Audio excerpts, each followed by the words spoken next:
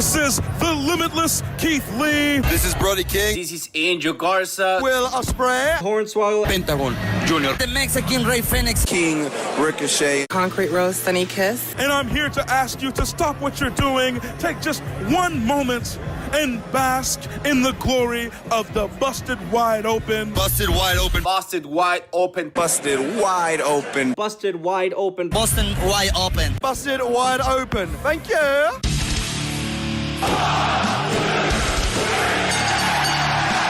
You're listening to the Busted Wide Open podcast, dropping the elbow on the hottest topics in sports entertainment and the world of professional wrestling. With your hosts, Nick Howell and Sir Ian Dangerous. Coming to you from the Orbital Jigsaw Network Arena in sunny Southern California.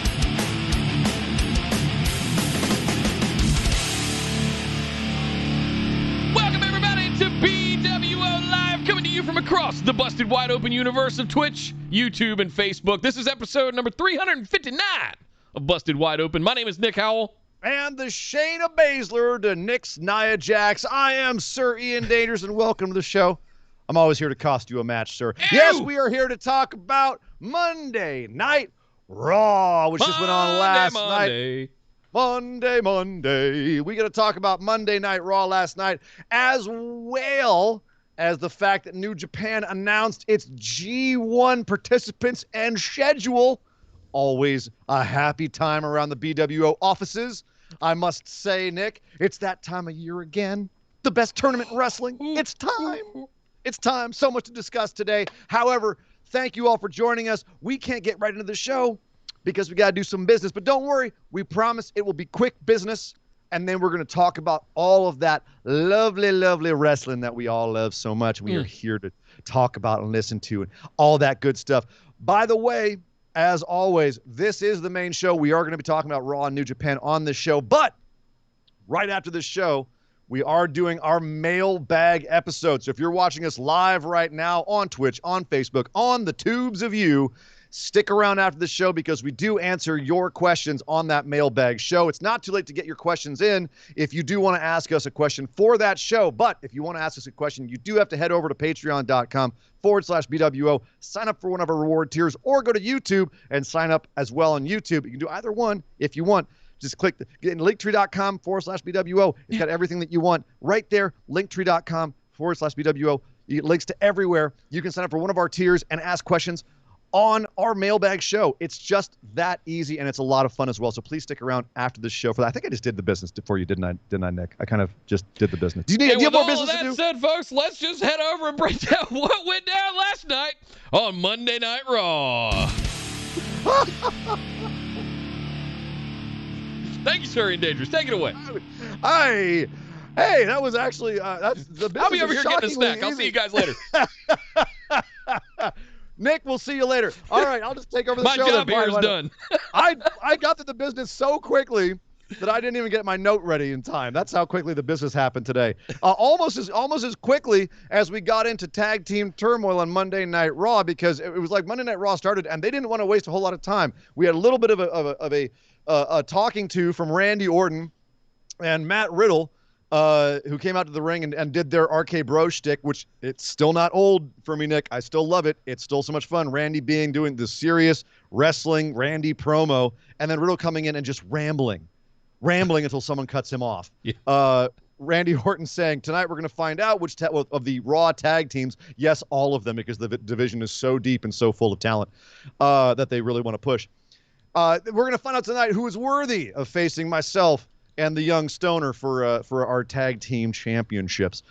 So we're going to find out who it's going to be. And Riddle starts going off on all the teams. He's like, hey, Randy, I thought, like all the tag teams tonight, like Jinder and the guy he's with who like, they're totally like, yeah, namaste. And then you got the Lucha House Party. They have masks. I thought we could have masks too. Like you could have a snake mask and I could have a horse mask. We could be like the Serpent Stallion Connection.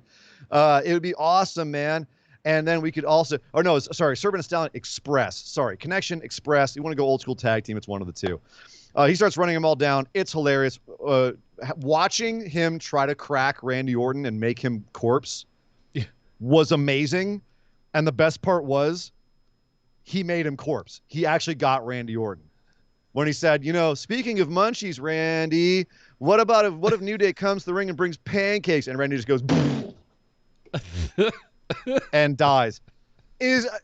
Before we get into Tag Team Turmoil, the fact that MVP and Lashley come out in a second, we'll get into all in a second. I want to talk about RK-Bro. Okay. Real quick. Because we've heard recently that it wasn't supposed to be a thing. It was supposed to be like a quick flash in the pan, a cute little thing, and then it just started gaining momentum and snowballing, and now here they are, tag team champions, and they're the focus of every episode of Raw. Dog Ziggler is obviously a fan of RK-Bro. Dog Ziggler is a huge fan of RK-Bro because Dog Ziggler's always hungry, so he identifies with Matt Riddle. Yeah. So it's one of those things where it started as something that wasn't supposed to last. They saw the fan reaction, they reacted to it, and now it's the center of Raw because it's the best thing on Raw. Fight me. Do you think that that's kind of a low bar, if I'm being honest? But but at the same, what? Oh, really? You're not wrong. Okay, but the bar's kind of low on Raw right now. But is it not the most entertaining thing on Raw right now across the board? And they centered the entire 3-hour show around it last night. So isn't that in some ways a commendation of WWE seeing something be successful and run it into the ground? Yes. Well, it's not into the ground yet because it's still entertaining. But yeah, isn't that in some ways like we got to give WWE props for seeing something working and doubling down on it? Yes. Because what we found out during this show, Bobby Lashley and MVP come out and say, you run your mouths here, kids, but you forget last week you punked us out. The champ's not happy about that. Randy keeps RKOing Bobby Lashley to end the show. We're sick of it. And Lashley wants a piece of Randy. And Randy says, well, cool, if you want a piece of me, why don't you put that title on the line? And in fact, why don't we have a match for the title? And MVP says, cool, if we're going to do that, we'll do it at Extreme Rules. So before we even get to Tag Team Turmoil, we've booked a title match between one of the tag team champions and Bobby Lashley at Extreme Rules. And Nick, to me, this could be complete and utter speculation. Oh, it is. But it feels like the plan might have been to have Randy Orton and Bobby Lashley run it back from 12 years ago. And now they're like, wait, RK-Bro is working, so we'll have it all kind of wrapped together. It seems like they took like fortunate booking, fortunate fan reaction, and said, well, we have to roll with this. But the original plan was Randy Orton and Bobby Lashley. How do we make both things work at the same time? Did you feel that as well from this show, like just how it kind of just came together? Or do you think that Randy Orton was just like they were like, yeah, he's the best logical choice, even though he's the tag champ? This came together organically for me. In the moment, as I was watching it, there's history there, and they called back. See, this is what I'm usually on about a lot when I'm ranting about stuff. You've got history there. Use it. You can build story around history, around legacy. There can be stakes and reasons and packages built around something as simple as we haven't fought each other in 12 years. Regardless of whether they're the tag team champions or not, Randy saying, you know what, I'm bigger than you, I'm better than you, I've got 14 championship reigns, and you know what, if you think you're good enough to get in the ring with me, put that title on the line and we'll make it real, and we'll do it at Extreme Rules. Whoa, now you've got my attention because Randy's hit on all of those notes that I like as a wrestling fan. So yeah, Randy's a larger than life figure in WWE. I get it. I want him to be that guy.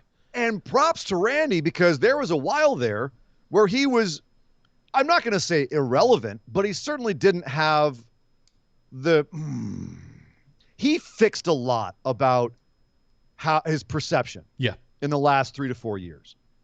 I would say the middle teens, Randy was still treated a lot like a top guy, but it seemed like he was checked out. Yeah. For a lot of it. Especially the early teens. He wasn't really an exciting figure.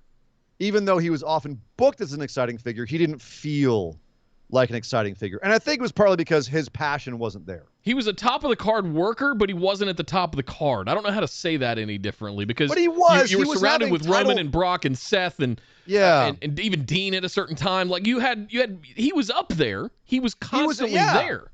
He won the WWE title at WrestleMania from Bray Wyatt. Right. Like it wasn't like he wasn't doing top of the card stuff, but he didn't feel like he feels now. Bingo. Now he feels exciting. And he's felt exciting for a while. He's felt exciting for at least a couple of years now. And that's because I don't know if he rediscovered his passion. I don't know if he's getting booked better or combination thereof. I mean, he had the greatest wrestling match ever last year. According to SEO, yes.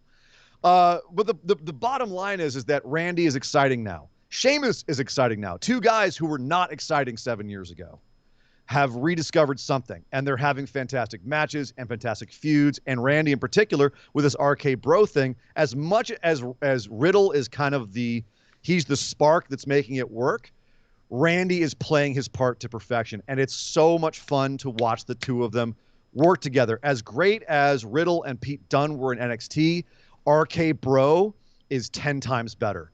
I'm going to say it. It's 10 times better. And now to have this, having two things going on at the same time, there's a part of me that wants to shit all over the idea that they came to at the end of Raw. And that is that after all this happened, we booked the match at Extreme Rules, Randy Orton versus Bobby Lashley, as a way to mess with Riddle and Orton. Lashley and MVP decided, well, you know what? We're going to just throw ourselves in Tag Team Turmoil as well. And so we had a whole episode of Raw devoted to Tag Team Turmoil, all the established tag teams having this elimination match that was split into two. It was split into two. New Day ran through the gauntlet on the first. I mean, I can make it quick.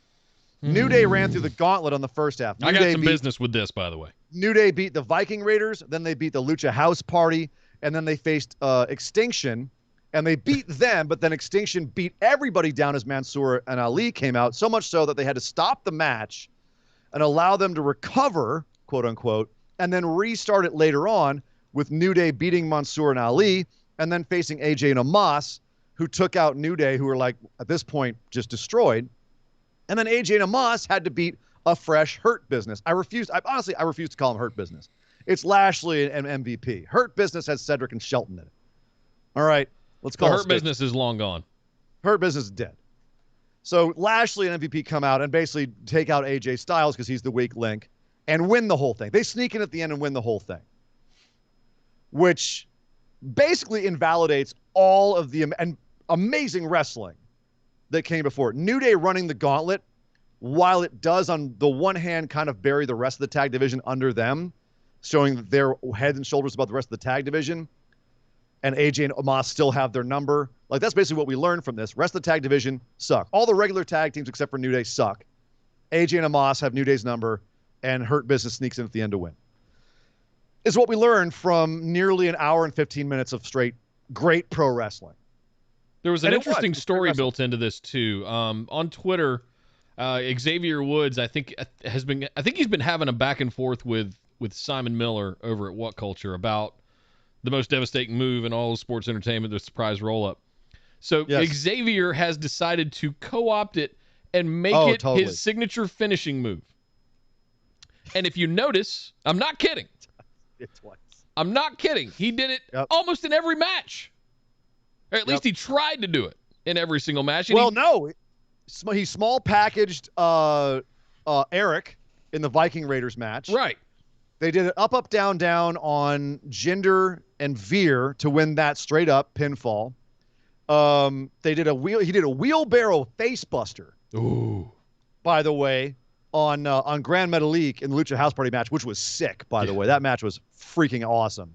Wheelbarrow facebuster out to counter. It was a counter wheelbarrow facebuster, by the way, which is my move of the week. And by the way, what a maneuver!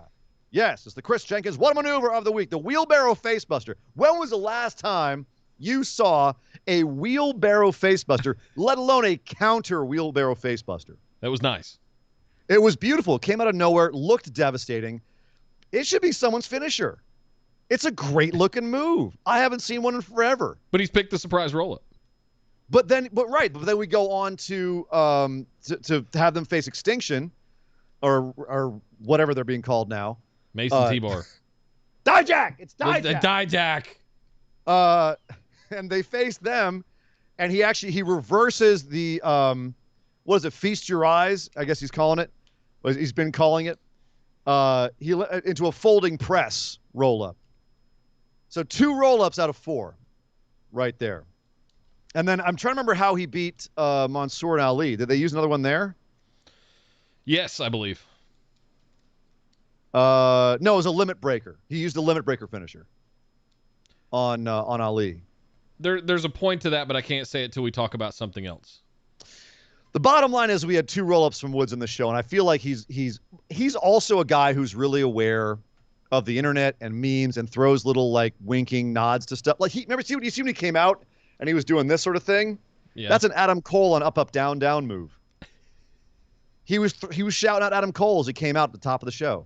And I can't even call them New Day. They're the New Day Wolfpack at this point. They're coming out as Razor Ramon and Scott Hall and Kevin Nash. Scott Hall and Kevin Nash. Hey, you. As NWO Wolfpack. Like that's what they're dressed as. Like it's just all little inside jokes and winks, which I love about them.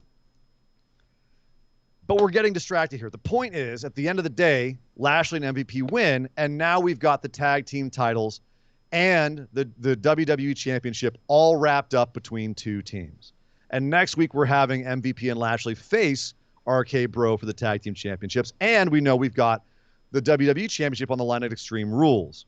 And that's something that we usually bitch about, is keeping all your titles between a few guys when you've just shown you have 7 other teams, tag teams, that could be fighting over these tag team titles, and you're keeping them all up top of the card. And it's keeping everyone else pushed down. Usually we bitch about that, Nick. Are you mad at this, or was this the best way to establish why Randy Orton and Lashley are having this beef? You keep it all in one thing because they're both tag teams and they're singles. So I know you hate that. I know you hate singles tag teams. That's why I want you to kind of. That's not even what I'm bent out of shape here about. Well, I'll tell you. Let's put you muse on that. I'm going to have myself a pumpkin spice Yeti. All right, what is it? Talk about this. It's an Imperial Russian Stout with pumpkin spice, and it's a 20-ouncer, and it's 9.5%. So I'm going to be real interesting. Mailbag's going to be fun tonight, folks. Mailbag's going to be a fun one today. It is that time of the year, ladies and gentlemen. Pumpkin spice is back. Don't let anyone tell you different. Nick, take the floor. A couple of things here. I love New Day running the gauntlet, but I have to be clear that I hate the intermission between the two. It's not Tag Team Turmoil unless it is a full-blown gauntlet and you run it to the end. Run it to the end. See it through. Do the rest of the show first and then finish with the turmoil. This whole idea of stopping it in the middle like a halftime in an NFL game so everybody can get a water break and towel themselves off, that's not Tag Team Turmoil. They're just making it up as they go. And that's what Turmoils? Turmoils? No. The whole point was to have a gauntlet run, right? Right. But they didn't. They got to a certain point, they're like, all right, halftime, everybody go, and then we're going to do other stuff. And the clown car comes out, and an intermission happens, and this is just, that's one of my things. The second thing is Bobby Lashley and MVP. Okay. I have spent the last 6 to 8 months watching MVP come to the ring with a cane. And inserting themselves like this, I hate it. It's heel shit. It's very wrestling. I admit that. I own that. But like you said, there's 7 other tag teams that are Viking Raiders, Mason T-Bar, whatever you think about them. They're big. War Machine. Lucha House Party, those guys, and their new song Bangs, I love it. Lucha, it's a Lucha House Party, right? It's yes, and just that's the I want to, and then to give them like a badass beat. That's what I wanted to see. You have so many teams, but you're taking all of that away. Nobody else can have any titles except the 2 guys at the top. What? You know what's? I'm actually going to muse on something here, and this is something we're actually going to come back to near the end of this description of Raw, and that is that this was a show about the top guys looking great, and if you're not in the upper mid-card or higher, you looked like a goddamn joke on this show. You did, and I say we're going to come back to it at the end because when we talk about the 24/7 division, there was a lot of former champions chasing the 24/7 title tonight. When the Goon Squad came up. We'll talk about that. Famer in there. multiple Hall of Famers. Wait, you Like Jackson Riker? bad. A future WrestleMania main eventer, yes. Yeah. No, that's what's scary is that like if you're not one of the top 7 guys, you're a joke. You're here to put other dudes over. There's no love. You know, like you said, Viking Raiders, they got beat in one match. Lucha House Party got beat in one match by guys who just had a match. Jinder and Veer.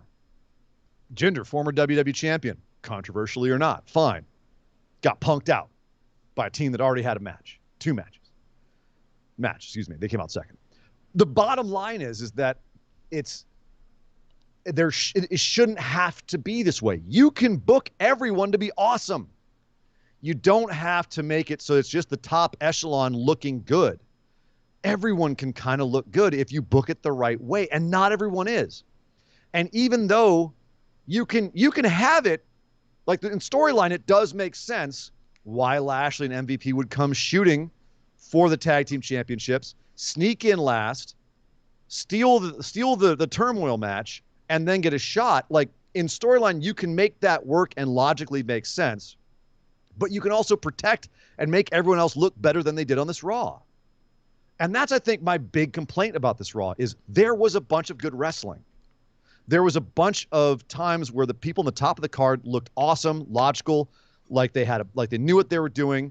We end the show with like a nice big scuffle with, dude, Amos getting in the ring and choke bombing the champ Bobby Lashley, which I think might be foreshadowing. I'm not saying, I'm just saying. That's one of the last things I wanted to call out before we got away from Tag Team Turmoil was while I was negative about Bobby Lashley and MVP inserting themselves in this thing as a whole, that moment that was had in the ring between Bobby Lashley and Omos, the crowd snapped to attention for that. Like they stood up, and then we had a big strength spot, and Lashley actually holding back Omos for a moment, and you're just like, oh shit, okay, this go, big boys. And yes. Omos gets up and does that weird thing with his tongue. Yes. Yes. Yeah.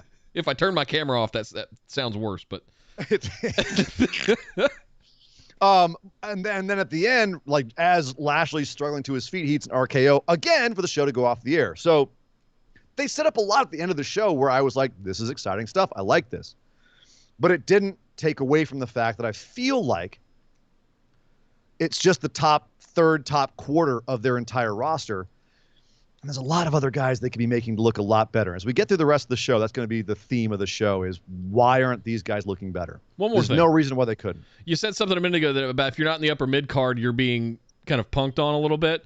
My inner cynic, based on their recent activities of the last 2 years, wonders if they're trying to make them irrelevant before they let them go.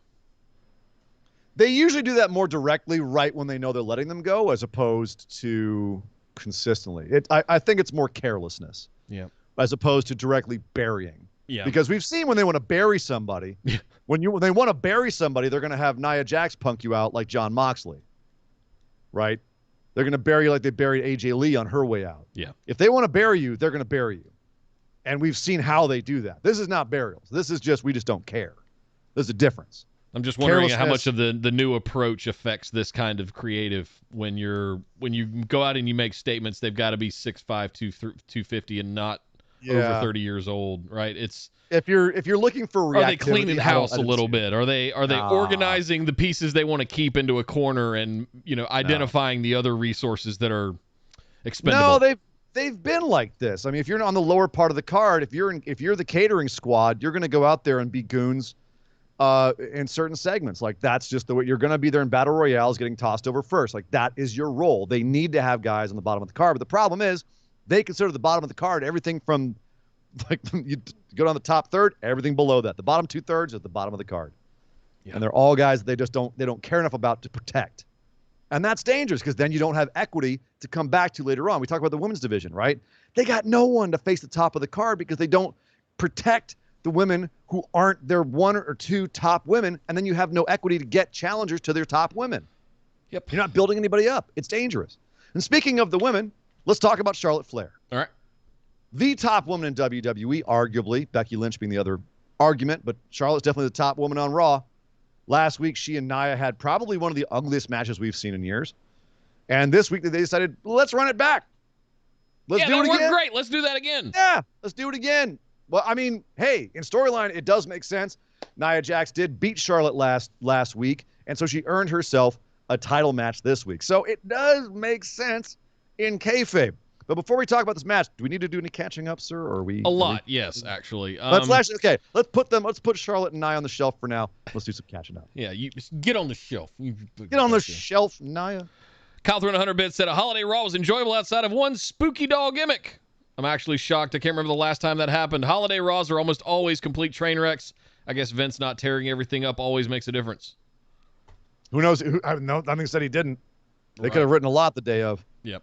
But it seemed like it was a fairly straightforward show in the sense that we have this one big match. We're going to divide it into two, a couple little matches in the middle that are going to establish some stuff. It seemed much more organized. Yeah. This time we have specific goals. Let's knock them out. It did feel a little bit more put together. Yeah.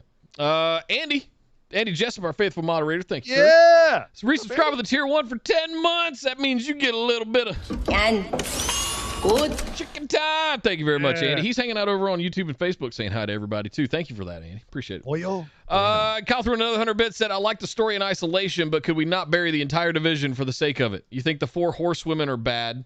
Are bad. Look at the tag team titles. It's nothing but Usos and New Day and random teams in between their reigns. That's a good point. Well said, actually. That's a good point. And it's funny because I feel like in hashtag WWE Logic, this didn't bury a lot of teams because you're being beaten by the New Day, who are legit champions who have done it. You know, they as he said, like they're just a bigger team. Yeah, but a lot of those reigns were Big E and Kofi while Xavier was out with his Achilles, and he was just trumpeting on his trombone for 2 years. Hey, I'm so glad they're letting Xavier wrestle now because they realize the dude can wrestle. He can wrestle. Arguably better than the other two. That's a debate. I'm just going to come sip on my drink over here. Wow. With that hot take. You just drop that and walk away. I think that WWE's logic is having Lashley and MVP win all of this by sneaking in at the end and beating AJ, and AJ and Amos only having beaten New Day, who had to go through everybody else and were already weakened. It protects everyone that New Day beat in a way, but that's some twisted ass logic. Yeah. It's like saying a roll up protects you. It doesn't. You still got beat. Frankly, a roll up's worse because you got beat like a punk. So it is kind of a backwards logic, but having experienced WWE logic for decades now, I can see how that would be why they booked it this way. Yeah. But so I can't see it as, obviously it comes across a bit as a burial, but I don't think WWE saw it that way. But intent and outcome are rarely coincident when it comes to WWE. Yeah. Well said. Thank you, Kyle. We're good. Kyle. Let's go. Well, then it's time. Let's talk about Charlotte versus Nia 2. Nick, I'm not going to lie. I thought it was pretty good. It was better than whatever the that was last week. Well, that goes without saying. The chippiness. You and me could have a better wrestling match than what they had last week. Bryce Remsburg has had a better wrestling match by himself than whatever that was last week. And if you know what I'm talking about, you know. It's in the Facebook group. Yeah, we know. I didn't hate this because I like stuff that feels like a blood feud, that feels like Charlotte talking shit to her, oh, you're going to pull my hair? Oh, you're such a badass. And just, stuff like that where we can actually make out what's going on. And then going, you know what? You, I'm just going to step out. I'm going to go get my title and I'm going to leave. Yeah, and then Shayna Baszler inserts herself and I went, oh. Well, that was an interesting aspect Now of I'm this. getting excited. Yeah, so Shayna getting up on the ring before the match and being like, actually, Charlotte, I'm with you. I think you're going to beat Nia's ass. And Nia being like, what the? Yeah. What? Bitch, what? And then Shayna getting involved all through the match. And at the end, actually costing Nia the match by getting up on the apron again distracting Naya and causing her to eat an avalanche natural selection for the pin. She doesn't pull that natural selection out often enough, in my opinion. Well, the regular one is more of a signature move than a finisher, really. But you do it for the top rope. She won the NXT Championship with a natural selection, if I remember right. It's been used as a finisher, but it has not really been one for a while. But it's that been all being said, figure eight all the time. I'm saying bring it out more, right? But here's the thing. Hold on. Because Shayna Baszler now is inserting herself into Naya's business. Naya is still kind of in the title picture. And afterwards, Alexa Bliss shows up on the monitor and is like, hey, Lily's feeling anxious and she, wants to, I don't know, whatever. Alexa Bliss bullcrap. She wants to blow off some steam. And then she teleports to the ring and is there next to Charlotte and is like, hey, I'm crazy. And Charlotte's like, what do you want? She points to the title and Charlotte says, cool, we'll see. We get you a title match for you. So Alexa's now still gunning for the title, which she has been for a little while now. They've been kind of like off playing it. Nia just lost, so she might be out of the title picture, but there is still beef there. She and Shayna might be going to have a feud. Shayna is also kind of eyeballing Flair a little bit as well. There's actually a title picture, Nick. There's actually some, how is this going to pan out with the women's title on Raw? How do you figure? Because that's 3 women other than Charlotte that could be gunning for the title, and all 3 could be legitimate contenders. I don't think this year. They're just going around in circles with Rhea Ripley and Nikki ASH. Like, let's see what happened. Like, Naya, technically, yes, Naya had a title shot last night. Yeah. There was no shot. She was not going to win the title on a Raw from Charlotte Flair. But she has a reason to complain now. I didn't lose fair and square. I was distracted. So she could still be in the title picture if they wanted to book it that way. And as far as Rhea and Nikki, they're off in the tag division. You saw it. They had a match with Natty and Tamina, the losingest champions in WWE history, who they beat, of course. And they've established, we even have a name for them now. They have a name. They named their team. I think it's called Super Brutality or something like that. Almost Super Brutality. Anyway, the bottom line is that they're a tag team. It's pretty much official. Rhea and Nikki are out of the title picture. They're a tag team. They're going for the tag titles. They just beat the champs. It's a tag thing now. They're out. So deal with it. You've got Nia Jax, Shayna, and Alexa circling Charlotte for the title. Make me like the Rhea and Nikki tag team, please. Convince me. Talk me off the cliff. Anybody? They're the fun odd couple. It's better than having them circle the top title with no payoff. It's something else for them to do. But there was. And get them both titles. They did. They're both ex-champs. And then Charlotte beat them both back down, and now they have to go to the tag division to escape. It doesn't feel good, but you know what? The 2 of them as tag champs, I think would be it's a good vacation for them from the title picture.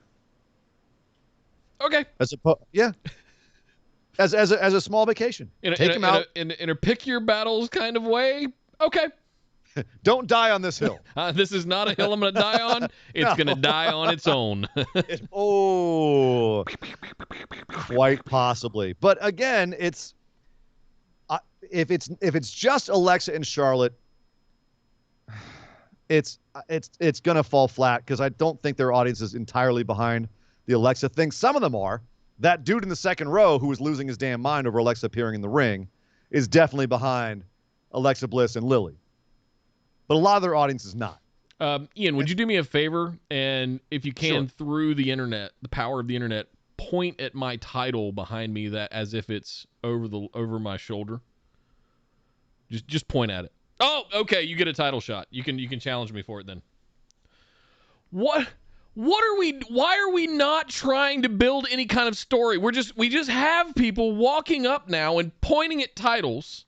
Yeah. And saying, I want a title shot. No, don't have to earn it. Don't have to build up through anything.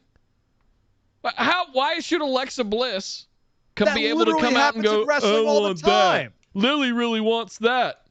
Would you consider New Japan to be like one of the pinnacles of pro wrestling? This is not New Japan. I'm just saying. You are bitching about people coming out and saying, I want a title shot. It happens in New Japan all the time.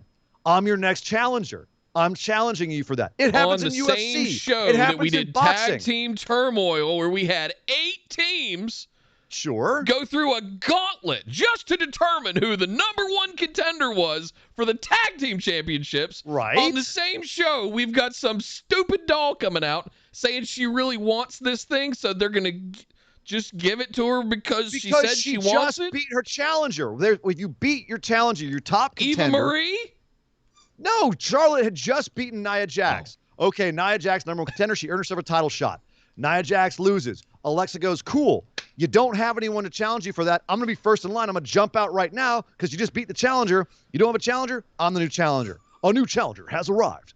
You know, like that's how it works. That's how it works all the time because there's a vacancy because someone's just been beaten. Now, if there was 3 or 4 people circling this, right, you can have it. This is why you had multiple different ways to get to the championships. You can earn it.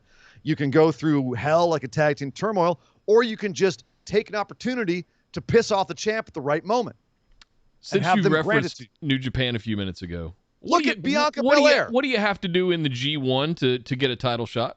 You got to beat the champ. You got to beat the champion. In the G1 where there's an opportunity. What's Alexa Bliss done besides swing on a swing set for the past year? But you hate it in WWE where people beat the champ to face the champ, like you just saw in the tag team division where Rhea and Nikki beat the tag champs, which is the only one, which always happens. Who should never be the tag champs in the first place.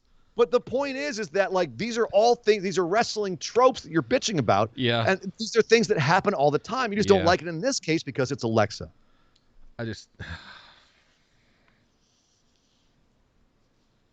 Right? If Rhea had come back out and stomped her foot twice in the match and be like, I'm coming for you again, bitch. You'd have been like, yeah, come on, Rhea, get her. No, I would have been as equally upset, honestly. Well, for different reasons. Yes, fair. Because they have no idea what the they're doing with Rhea Ripley. Look at that is true. But look at SmackDown, right? Becky shows up at SummerSlam and says, I want a title shot. And Bianca goes, well, I'm a giving champ, and that would be a great match, so okay. Becky punks her out and wins it. Bianca comes back and says, I want a title match, and Becky goes, no. So Bianca goes, well, I guess I got to earn it then because calling her out didn't work. I like that logic. But it's just here, Charlotte's, kind of said, okay. It's the same thing. It's the same thing. It's the same storytelling trope. They just have different outcomes. You just didn't like this because it's Alexa, right? No, I like Alexa. I like Alexa fine. I don't like the coming out and pointing at the title and going, I want a title shot. Okay. I'm going to wait till the next time someone does that and you're excited about it because you want to see the match and you're like, yeah, that's a match I want to see. I'm glad that they called them out. I have the same frustration with Goldberg coming out and doing it to Bobby Lashley. He didn't do anything to earn it. I have the same problem. Except B. Goldberg. Except what? Except B. Goldberg. Except B. Goldberg. Right. And you know what? There's an element of that being a legacy, being an icon, that's been earned. Yeah. The you ability want to establish do yourself? that. Beat me. Beat me. Lily, a doll, wants the title? No. Sorry. No. I rest my case. No. It's who it is, not how they're doing Okay. it. Moving on. Okay. Hey, let me call one out real quick. Calvin 100 Bit said, absolutely fell in love with Rhea and Nikki on this show. The dynamic just works, and if WWE doesn't screw it up, you can book that team as a character change to get Rhea over Charlotte. I just don't see that. Ooh. Rhea coming off NXT title loss felt she had to put up a tough act when at her heart she's a dork. A badass dork, but at heart Rhea is a bit of a nerd like Nikki. Nikki can be the Dark Order to Rhea's hangman if they play it right. Man, I'm having a hard time I'm gonna percolate on that, but I'm having a hard time getting my head around that. He's saying that Rhea can be the Dark Order to Nikki's hangman page. Or vice versa. Nikki can be the Dark Order to Rhea's hangman if they play it right. But, okay, so what he's saying is show Rhea's character by having her show depth beyond just being like dark, scary, pointy stuff on her shoulders, slick back hair. Like she's kind of that dark goth metal look that she has right now, but then show a different side to her character, and Nikki brings that out. No, I think he's saying the Dark Order as a support system, having their back. I don't. Yeah, I'm trying to wrap my head around that. I think I get his point. Like I get what you're saying. I see what he's saying. But I'm trying to see how that would work. Yeah. I don't know. I'm bitter and bent out of shape about how they've completely just bungled Rhea. She never should have gotten that title that way because it didn't give you time to establish who she was on the main roster to the filthy casuals in the stands. Us from NXT have a love for Rhea Ripley and an appreciation for Rhea Ripley that they do not. So you can't just walk her out there and throw the title on her. But they did. And now we're looking at her in a horrible women's tag team division that barely exists. I will say this.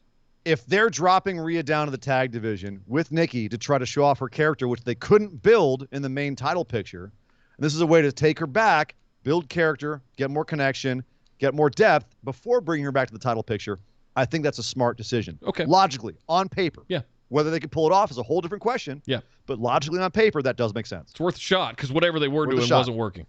That's exactly. Fail fast, try something different. On. At least they're doing that. Yeah. At least they're doing that. A couple more things on Raw here. Sheamus and Drew McIntyre ran it back, had another nice little wrestling match. God, these guys hit the crap out of each other when they have wrestling matches. They just go out there and destroy loved this match. I loved this too. Except for the end. I love these two guys. Except for the finish. I didn't mind the end because they're trying to get somewhere. Well, you didn't like the end because once again, the most devastating move in sports entertainment rears its ugly head.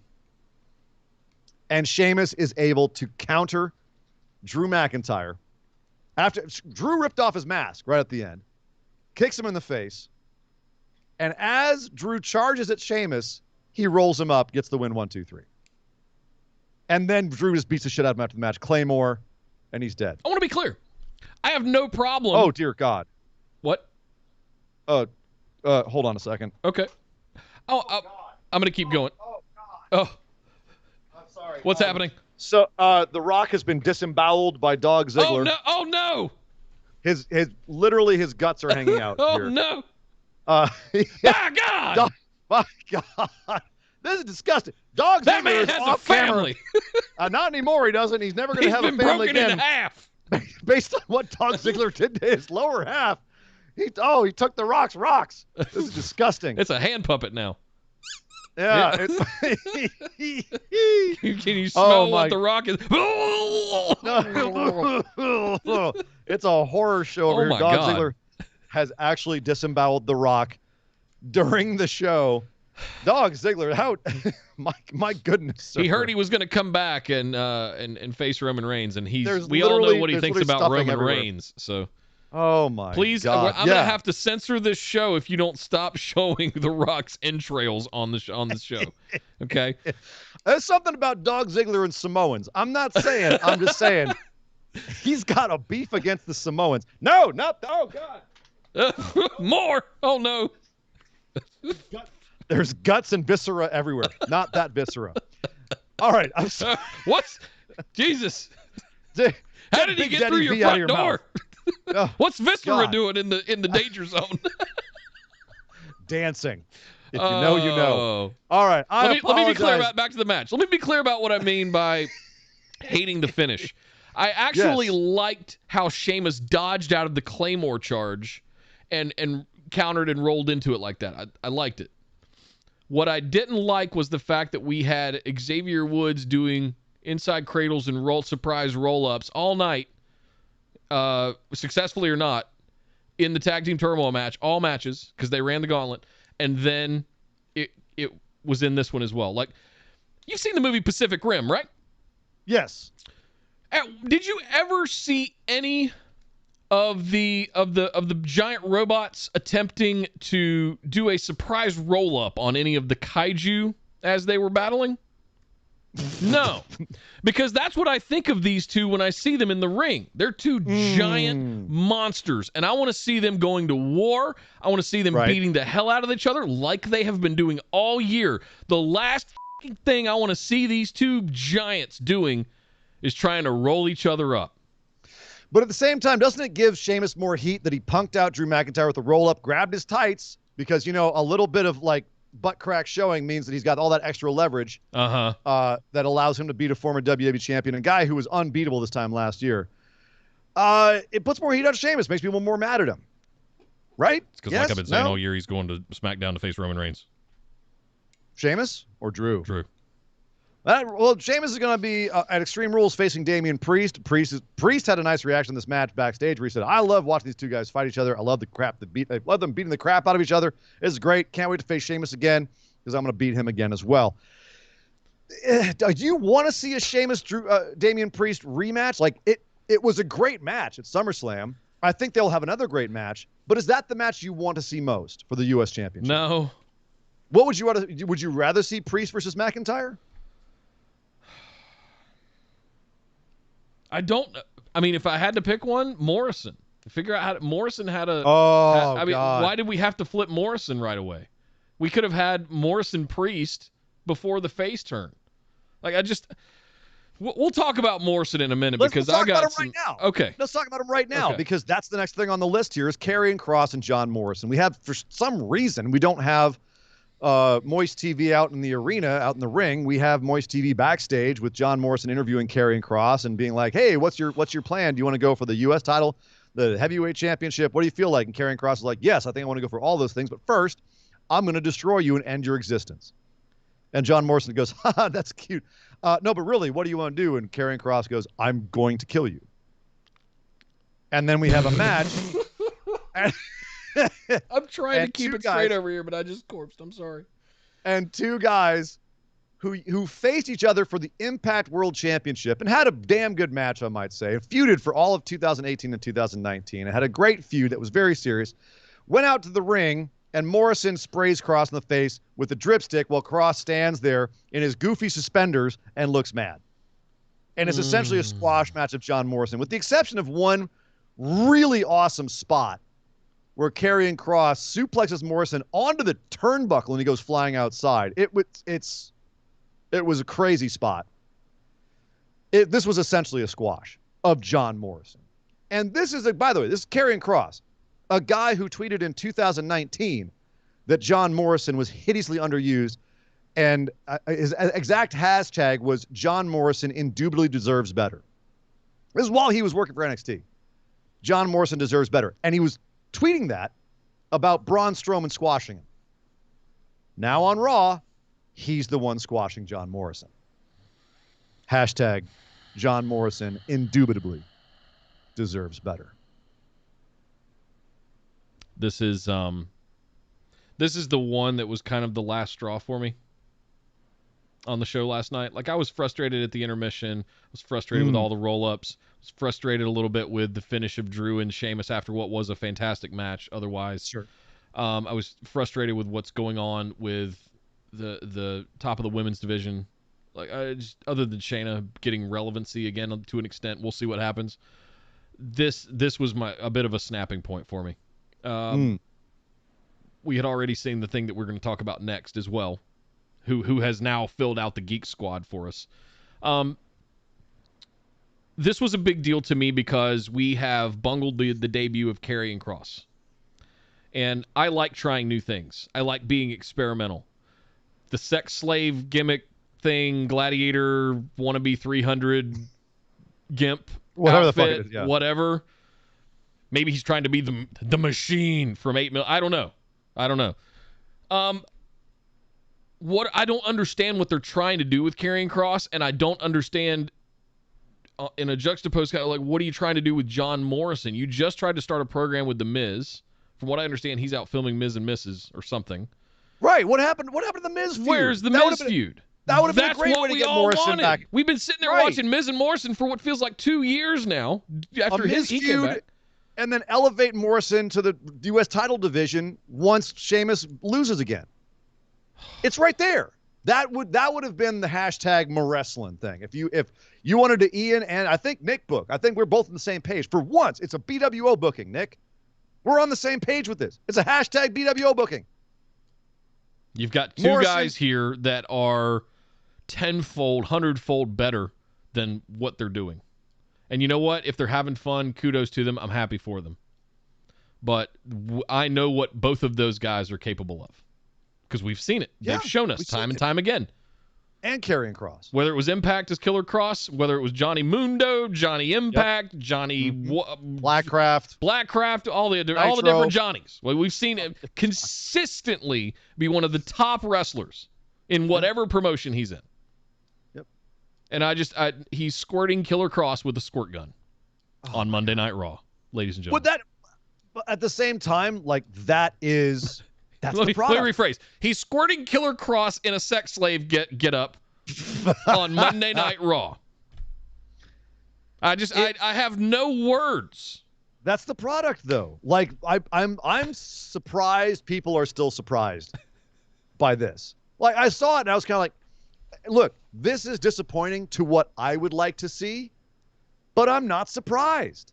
I'm not shocked. I'm just disappointed. I would like to see better for both these guys. And they could both be used better. They've already, I feel, taken Cross off at the knees. Can he recover? Maybe, but he's got a long hill to climb. It's going to be a long road. Long road making to him relevant again. Audience has already given up on him. Audience does not give a shit. They did not give a shit about this match.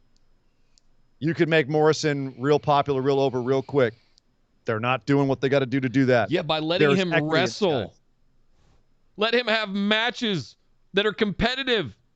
The audience woke the hell up when they did that suplex spot because it was awesome and the kind of thing that only Johnny Mundo and maybe one or two other guys could pull off, like Ricochet. Remember him? It yes, is. I do, because this month is the anniversary of when we went to Battle of Los Angeles and I puked him behind a dumpster and then went in and met him. Yes. Oh, buddy. Yeah, you met 4 years ago. Chunks in your beard. Oh, buddy, I'm sorry. Sorry to bring that up. My Ted DiBiase, goddamn Ted DiBiase t-shirt. Damn you, DiBiase.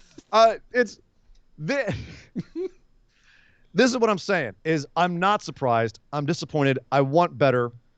I want better for guys in the mid-card and the lower card. Agreed. They could do better with them. That's the theme of the show. Yeah. I like the top of the card. The stuff they're doing there is interesting. It's engaging. Agreed. It's better than what it has been on Raw. But the lower and middle card is still very WWE. They're not utilizing guys to their full potential. And that's frustrating.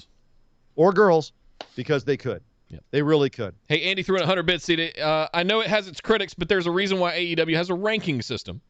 It became a plot point for Britt Baker's rise to #1 contender. Even Lucha Underground made sure wins and losses matter.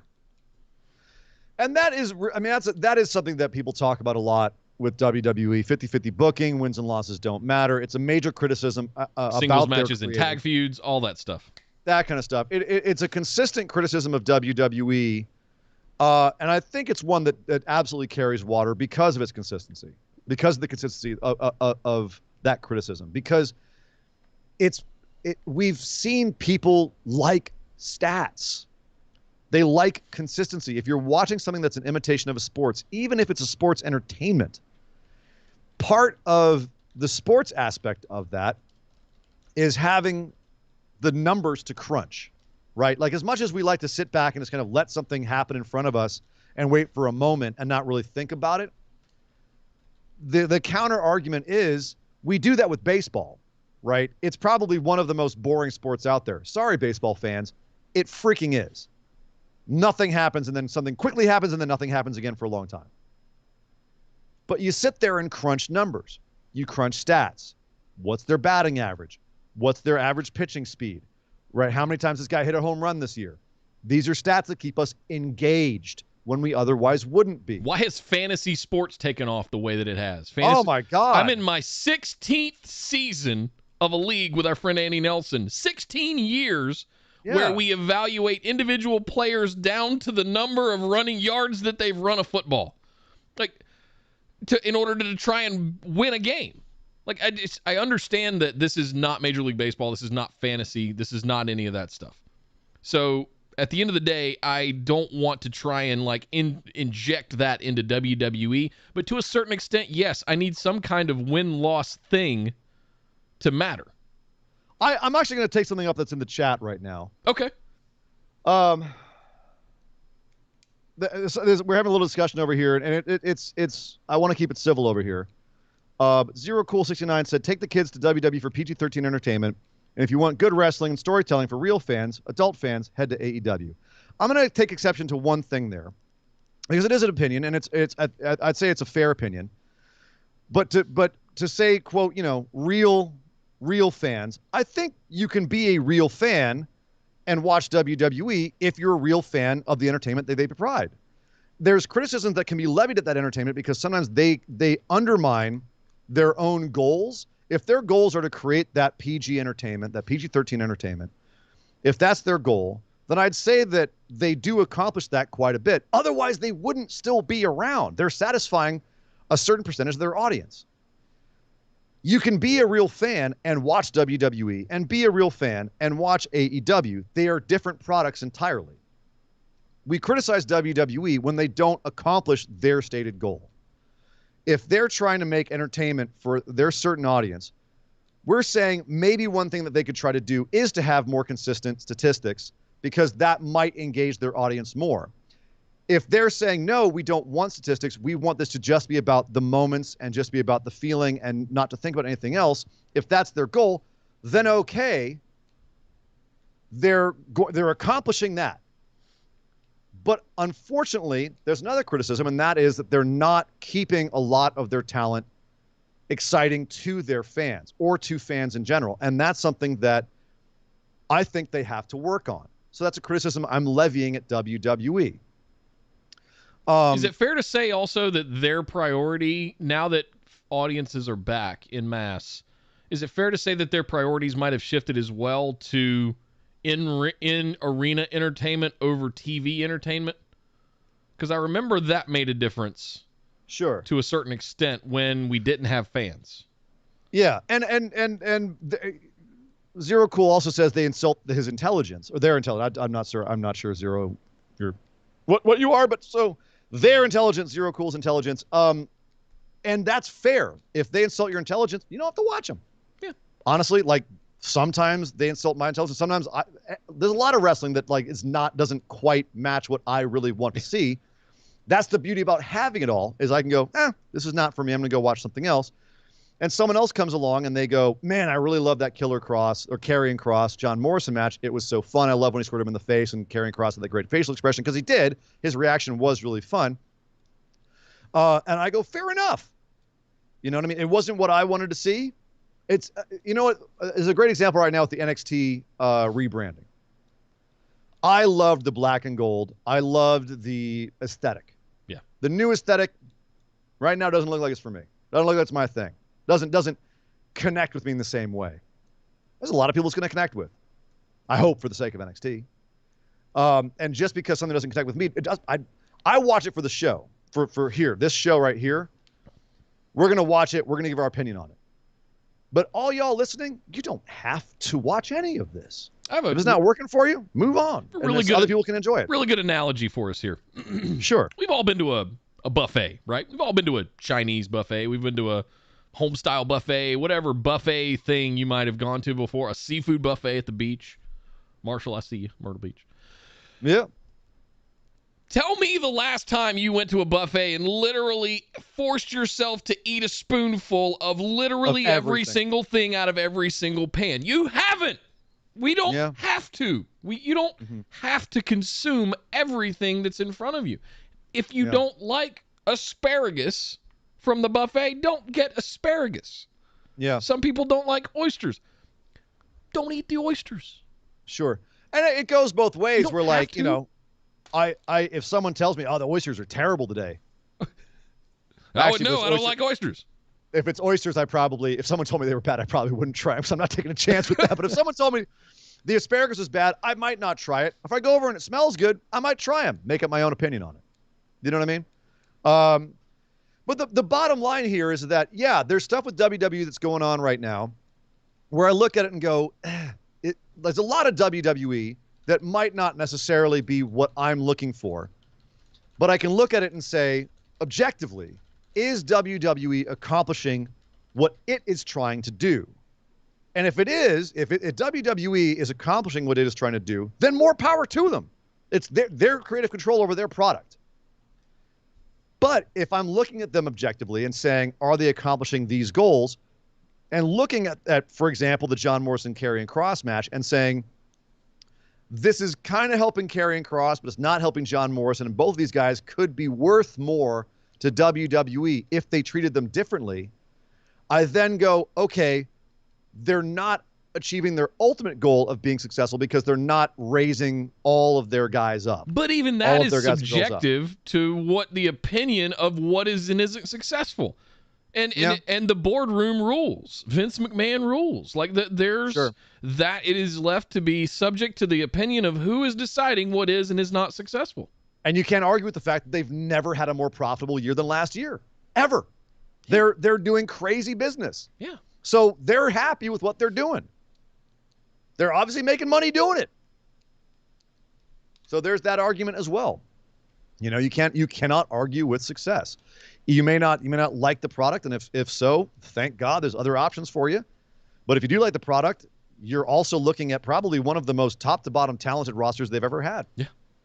The unfortunate thing is a lot of that roster is now running after the 24/7 championship. We had Reggie versus Akira Tazawa in an actual match. It was a quick match. Tazawa got beaten fairly quickly, but after Reggie did a whole bunch of acrobatics. 45 seconds or something like that, I think. It was typical, Reggie match, a bunch of acrobatics, and we're done. And then R-Truth runs in after him. He tosses him out. We have Humberto Carrillo run in. He gets tossed out. Cedric Alexander gets punked out in the corner, gets tripped and face plants into the turnbuckle. And then Reggie escapes through a throng of guys, throws himself over the top onto a pile that included Jackson Riker, Shelton Benjamin. Who else do we have out there? Jeff Hardy. Jeff Hardy. Jeff Hardy. Future Hall of Famer Gulak. Jeff Hardy is now the 24/7 Geeks. Drew Gulak, of course, has been there since the beginning. But as Reggie runs away, who should come walking out? But Drake Maverick. He's come back for his baby. I love this. Drake Maverick looked like he had that crazy look in his eye again. And he and R-Truth had a little confrontation as Reggie ran out. I'm not going to lie. Like we say, WWE, kind of little bit lower brow entertainment. You call it PG-13 entertainment. I've been enjoying the Reggie doing stunts in the park stuff they've been doing. I enjoyed the Drake Maverick stuff. Drake Maverick coming back to face R-Truth. It's not the highest brow thing, but damn, I'm excited. It's going to be dumb, but it's going to be funny. What say you, Nick? I'm sorry. You're looking mad. Yeah, You're looking mad. I think what I'm getting, I don't know what the right word is. I'm getting to a point where the discussion is becoming what's about an opinion and what's about right or wrong. Mm-hmm. And we're not the arbiters of that. Twitch chat isn't the arbiters of that. No. And making jabby kind of comments to incite is not the right way to have this discussion, whether you're on one side or the other. If you want to have civil debate, fantastic. If you want to discuss that, but saying barbed things just to evoke a response is kind of where I start to just, that's not what we should be talking about, guys. It's not about one or the other. It's did we like something or not? Sure. Right? If we don't like something, then we don't like it. It's not about whether it's better than the other thing or any other side conversation you want to have. Well, and it's also like, if I like something, it doesn't necessarily mean that then therefore anybody who didn't like it is wrong, and therefore you know I can mock them. That's correct. Yeah. No, I know what you're saying. Yeah. The barb comments, like I'm then therefore going to come down on someone. Stop poking each other. Stop saying like. Because here's the thing, we can rationally discuss what we think works about these places and what doesn't. That's what I'm saying. Like, we can rationally discuss what's working for WWE and what's not working for WWE based on what WWE's goals are, and we can discuss that rationally. It doesn't have to. I mean, and like it has you said, nothing to do with whatever's going on AEW. Or what we like and what we don't like. I don't like how they treated Morrison, but that's irrelevant to WWE. Yeah. Right. So if we sit here and we get mad on our show about they're doing Morrison dirty, which I think they are. Do. Yep. Yeah. And they are. But at the same time, I think they are. That's an opinion. But you know what? I have a podcast. I can say that stuff because I have a podcast. But if someone comes along and says, I don't mind what they're we're expected to express our opinions, right? Or they say, I don't care about Morrison. I go, okay, fair. Fair enough. Can we both agree that WWE is doing what WWE wants to do and they're putting out their product? Yeah, kind of. Those are facts. Yeah. So at the end of the day, when we watch this Raw, Nick, I think your opinion was a little bit more dim on this Raw than mine. There's only one other thing that happened on Raw. Doudrop challenge Eva Marie next week. Okay, cool. Yeah, DOA. both of our opinion on that is, oh God. And that's I just feel whether we horrible liked it for or didn't. Piper Niven. That's where we both come down on it. It's picking apart what we like to do on this show is pick apart what we feel worked and didn't work in our opinions. But then I also like to bring in, arbitrarily, do we think that worked for WWE's goals? Like, that's why we said the top of the card is engaging right now because they've made it so that the tag teams and the main of the WWE Championship are all wrapped up between 4 guys. And in some ways that doesn't work for booking from a logistical standpoint because it keeps a lot of your mid-card down and less relevant. When you have a lot of guys that are talented, that's unfortunate. But it's also exciting in terms of a storytelling standpoint. I think that's an opinion that I could strongly defend if we were to have a debate about it. And that's the whole point, is to have a well-reasoned, thoughtful debate on something and not be like, if you don't agree with me, Nick, I think you're a dummy. You can kiss my ass 'cause you're wrong, What? and these are facts. You son of a bitch, I'm going to put my foot down your throat. I'm going to come I read over it there on and I'm Facebook, and that makes it a fact. come at you like a spider monkey. It's just not the way to interact with each other. And there's a part of this to being on the receiving end, and not reacting, not engaging when someone says something. Just go talk about something you want to talk about. I don't know. It's the internet's a weird place, man. It's just weird. Well, the bottom line is that internet or not, we're done talking about We got a Raw. lot of catching up to do, though. People weighed in on a lot of catching up stuff. to do. Let's go. Let's do it. Let's Andy break threw it in down. 100 bits, said, I know it has its critics. Oh, I read that one already. Thank you, Andy. Kyle threw in 100 bits, said the cross segment would have worked if the back bump on the ring post and have Cross surgically decimate Morrison after that instead of No, Kyle, it would have worked if we didn't have Killer Cross getting sprayed in the face with a squirt gun by Johnny Mundo. But I argue that's the WWE product. I agree. And that's where I check out. I'm like, all right, I can't take these guys seriously. That's where you don't want to see the WWE product. That's where you go, this is not what I want to see isn't for in me. hashtag #wrestling. Totally. That's where the term comes from. It's, I want it my way. This is what I want in my wrestling. #wrestling. I want this and only this. If I don't see this, then I hate it. I'm going to call it poopy. The rest of it, he said, you can make anything work if you present it right. I agree. Have Cross destroy Morrison and keep Morrison off TV until Miz gets back on TV. You establish Cross as a killer and you give Morrison an out. Totally. There you go. Maybe not try and do the face turn before you do something with Morrison. Just have him get buried choked out like a bitch by Karrion Kross, who has zero relevancy on the main roster. Then this could even be a storyline where, again, who knows if WWE follows through on this, but it could be a storyline where Morrison kind of loses his way and has to find it again. It's all open. We got tons of time. Yep. So, thank you, Kyle. Andy threw in another 100 bits, said, you like what you like, you don't like what you don't like. It's the beauty of being a human with free will. You're allowed to not like something. Your opinion is just valid as the next person. Yeah. It's all opinions, guys. Having this show, Ian and I talking about this, one, we are obviously inserting a little bit of, can I break the fourth wall and a little bit of kayfabe here? Uh-oh. I hate it when you do this. Obviously, this is not how I talk every day on a day-to-day basis, surprisingly. I will sick Dog Ziggler on you. Be careful. There is a level of our own kayfabe here on the show and our own theatrics that we do. Like talking in big voices and moving in and doing all of these things, right? So when we make big, grandiose kind of statements and things like that, it's not to incite or incite the mob. It's to have some fun, make it entertaining, make the way we talk about wrestling entertaining. So it's not like we're preaching gospel or anything like that, but it's not preaching that far off from what happens there. I'm from a family of preachers. I'm absolutely preaching gospel, son. By God. By God. I'm Southern, so we're Southern Baptist take his name in vain, televangelists. Yeah. So Come on now. there's just take it for what it is. It's not. That's all I wanted to say was there's a level of this that this is not my talking voice every day. That's a lie. It actually is.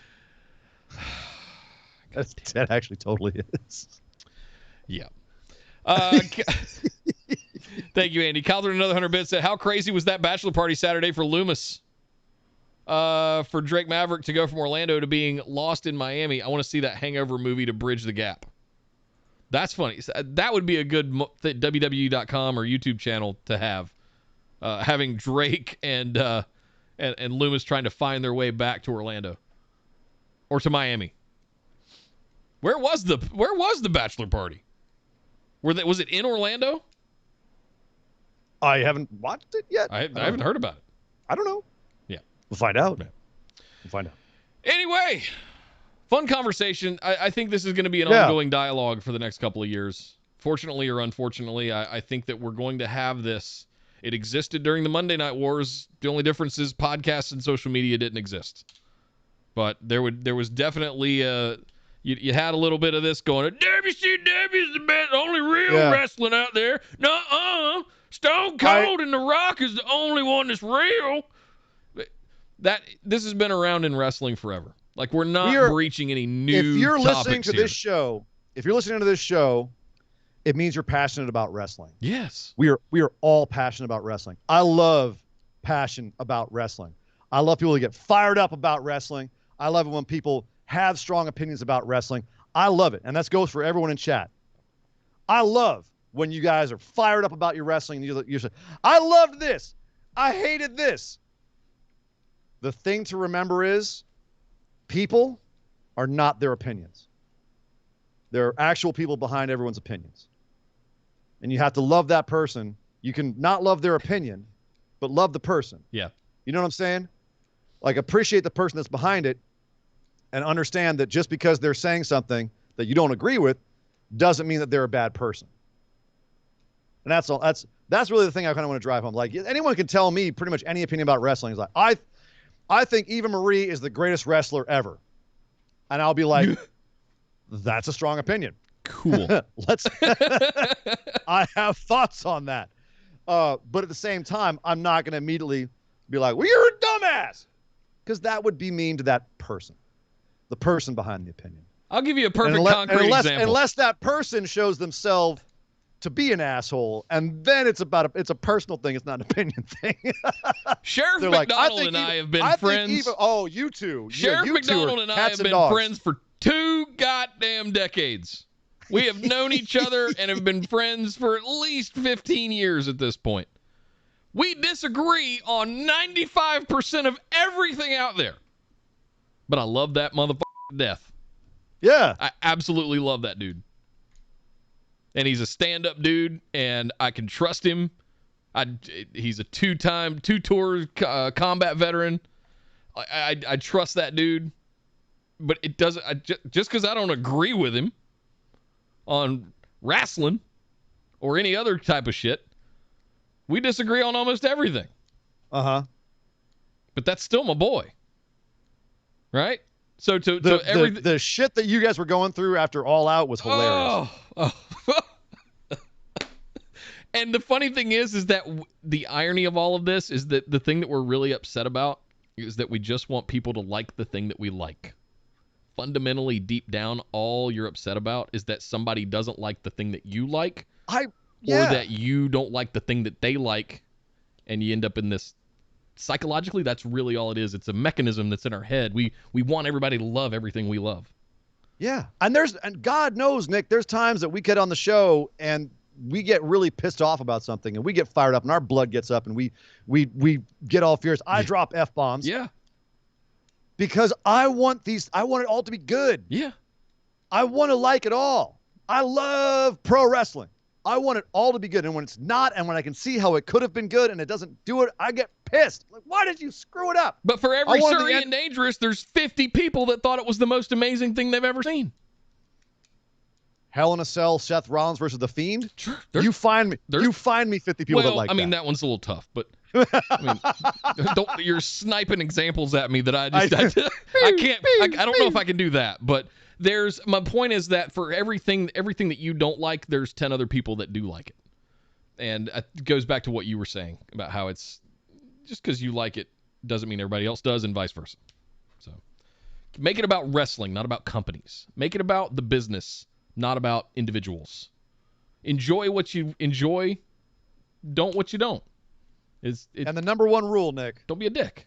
Don't be a dick. Absolutely. And that's it for Raw, ladies and gentlemen, which means we got to head over across the ocean and talk about a time in wrestling that Nick and I both get very, very excited about. And that, of course, would be the G1 in New Japan.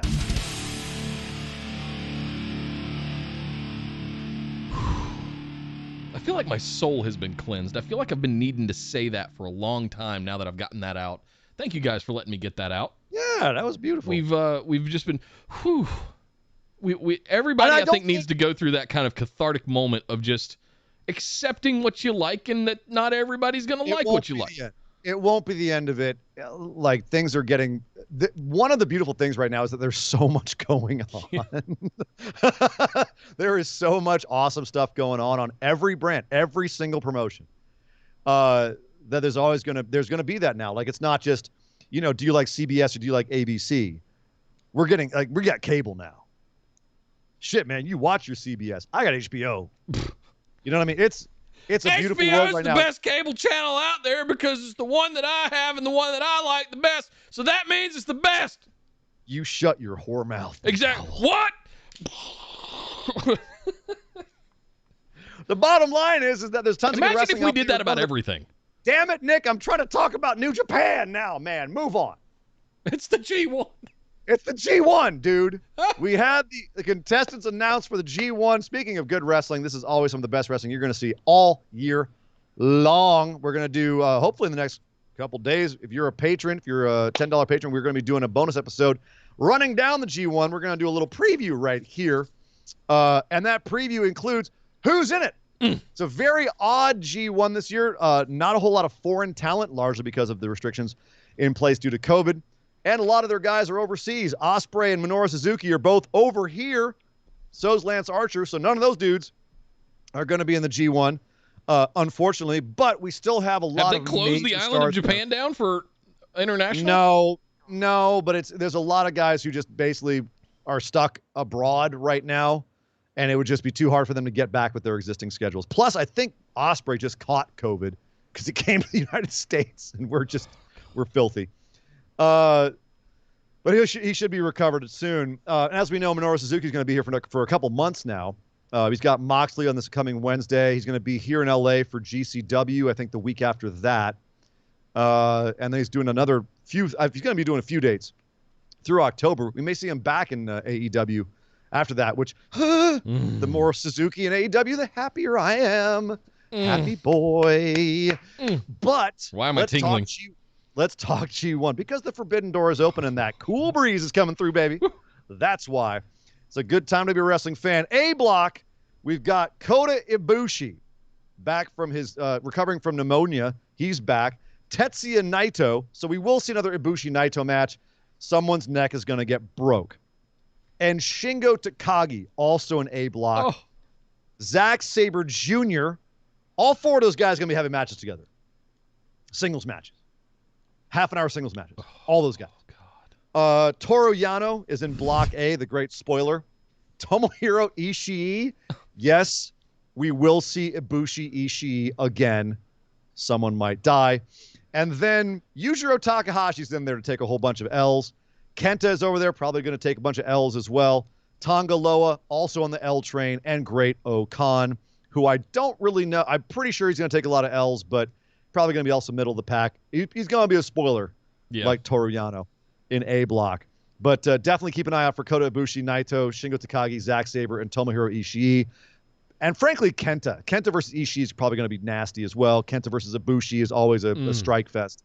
So A block, once again, Going to be pretty nice. But B block is no joke either. Sonata and Evil, once again, are in the same block.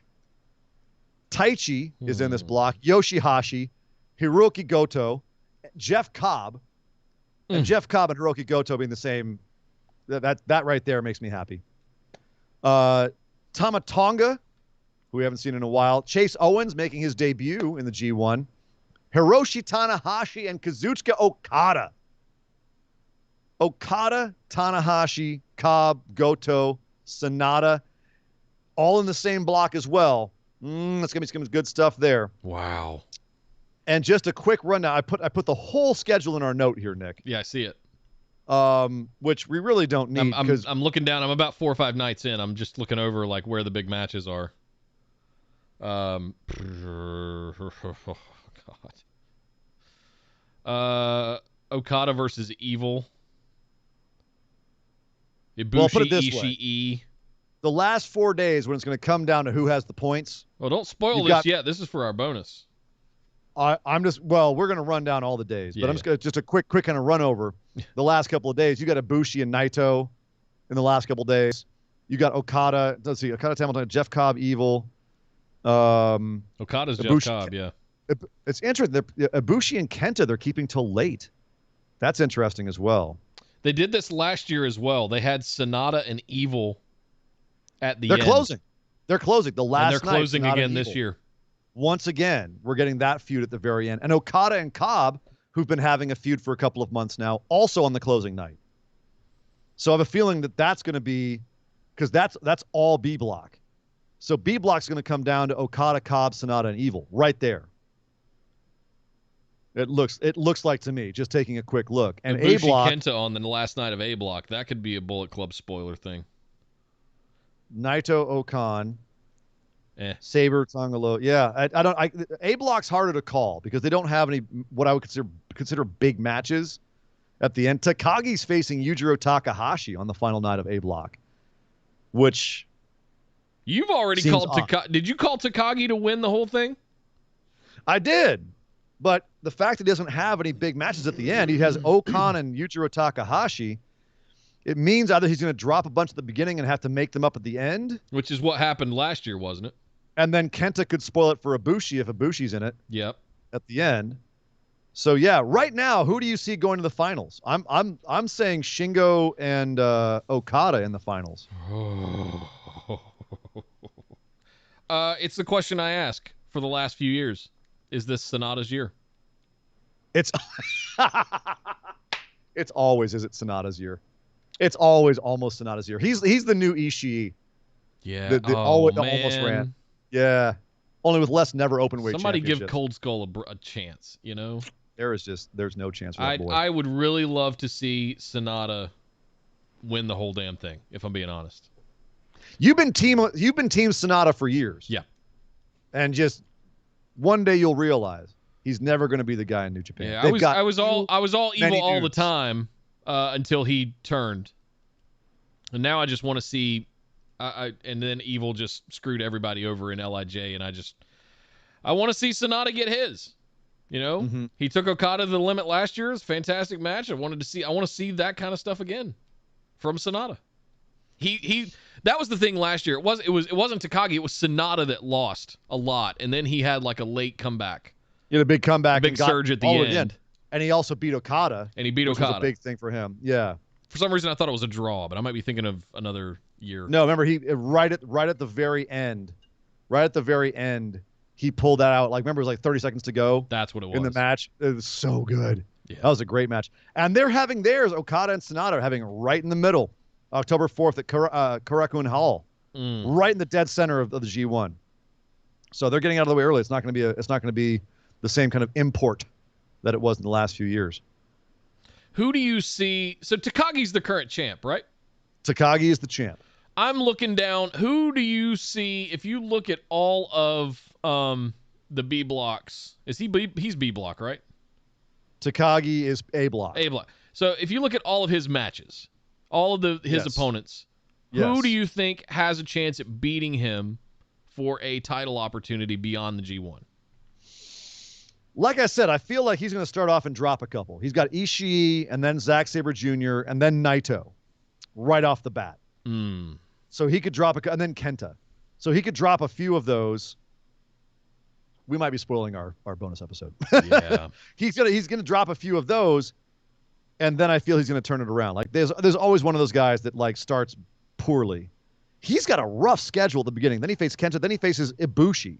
He has all his big matches up top. So I feel like he's gonna drop a couple in the beginning and then make it up late. We're gonna think he's dropping back, and he'll come in late and have a late resurgence and win the whole thing. And all those guys at the top will get their title shots down at some point. Between now and Wrestle Kingdom, which is a 3-day event this year. They've announced Wrestle Kingdom will be 3 Come days. on, guys. 3 days. So, the downside of that is WWE is going to go to 3-day WrestleManias. That's the downside of it. Jesus Christ. God help us all. But the thing is that this, well, hey, if they've got the roster, if they can book it, they can pull it off. I don't have the capacity. Is the point. Plus NXT. But that's the thing is that if you look at it, the G1, it makes the G1 irrelevant. Look at last year. The G1 only mattered night 1 of Wrestle Kingdom. So they could actually have a whole storyline go through 3 days of Wrestle Kingdom. You can come in, the G1 winner, and then have matches upon matches in those 3 days and just completely reset the entire landscape of New Japan in Wrestle Kingdom. Yep. Which, to me, is on the one hand kind of counterproductive because you're building up to it so much, but then at the same time, it makes it very unpredictable and exciting as well. But doesn't it make everything to build to that 3 days irrelevant if you're going to do it that way? It can make you like, because last year was frustrating to have Jay White steal it from Ibushi, only for Ibushi to find a kind of a way around it and get it back anyway. Yeah, I remember not liking that.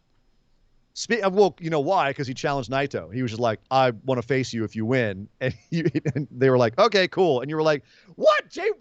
Come on. Jay White's got the briefcase. Why does Ibushi randomly just automatically get a title shot? So it could go like that where it's some frustrating booking, but it also could be very exciting. Yeah, we'll see. So fascinating times in New Japan. Hopefully this means that we do get some exciting things happening. It is unfortunate that a whole bunch of their foreign roster will not be there for this G1, but they should be there by the end of the year so things can get exciting again by the time that Wrestle Kingdom rolls around. And it means that for us in the States, having Ospreay and Suzuki unleashed on our shores can be very exciting, especially if you're looking for some local shows, because those boys are going to be on tour. And that's very awesome. Hopefully Murder Grandpa or the Aerial Assassin will be coming to a show near you. But Nick, for now, that means we're nearing the end of our show, which means it's time for a little something that we like to call our moment of positivity. The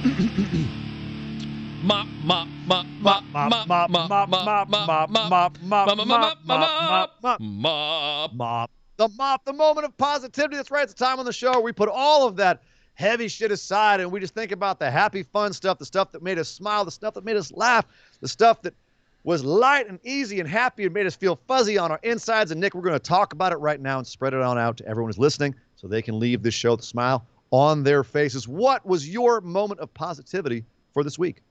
All Out. I'm serious. For those that have not seen it yet,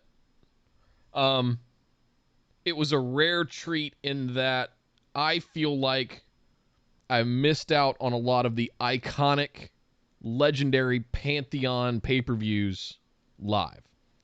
If I go back and I look at Undertaker, Shawn Michaels, I wasn't watching wrestling. I missed it live. I didn't watch that one live. 25.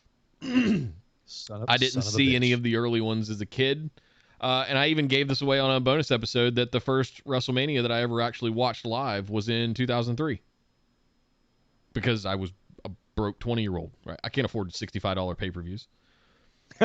So for me to watch something like All Out and understand that 10 years from now, 20 years from now, we're going to be referencing back as potentially that being one of the great all-time pay-per-views.